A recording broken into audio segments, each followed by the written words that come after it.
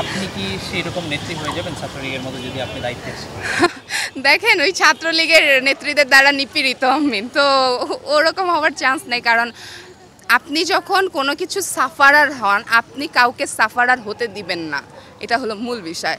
আমি দেখেছি ছাত্রলীগ নেত্রীরা মেয়েদেরকে ধরে ধরে নিয়ে যে কীভাবে অত্যাচার করত, তাদেরকে নখ উঠায় দেয়া হতো, চুল কেটে দেয়া হতো, এবং আমাকে বাজেভাবে গেস্ট রুমের শিকার হতে হয়েছে। এবং আমি হল রুমের ওই বিষয়গুলো আমি দেখেছি।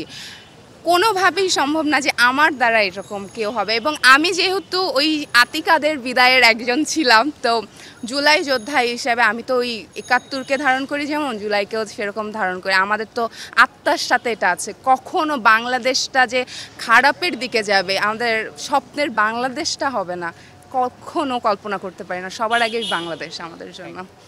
দেখেন যারা করছে তারা হলো আসলে রাজনৈতিক এজেন্ডা বাস্তবায়নের জন্যই করছে। সবাই আসলে এসব কিছু করছে না।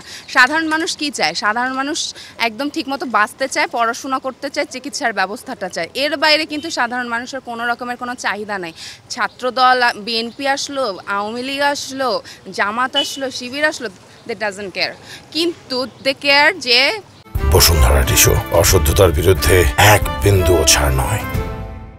তারা শান্তিতে থাকতে চায়। এখন সেই শান্তিপূর্ণ পরিবেশটা আসলে একদল বলছে যে বিএনপি আসলে তারা সেটা করতে পারবে না।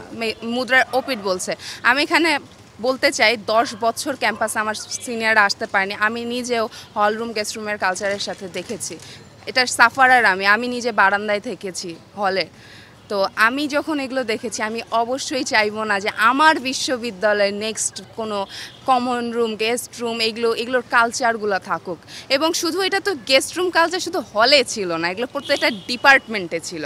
আমি এগুলো তীব্রভাবে বিরোধী, এবং আমার দল যদি কখনো আসে, আমি প্রতিজ্ঞা করছি এবং আমি অ্যাসিউরিটি দিচ্ছি যে এটা কখনোই হবে না। আমরা এটার বিরুদ্ধে আছি।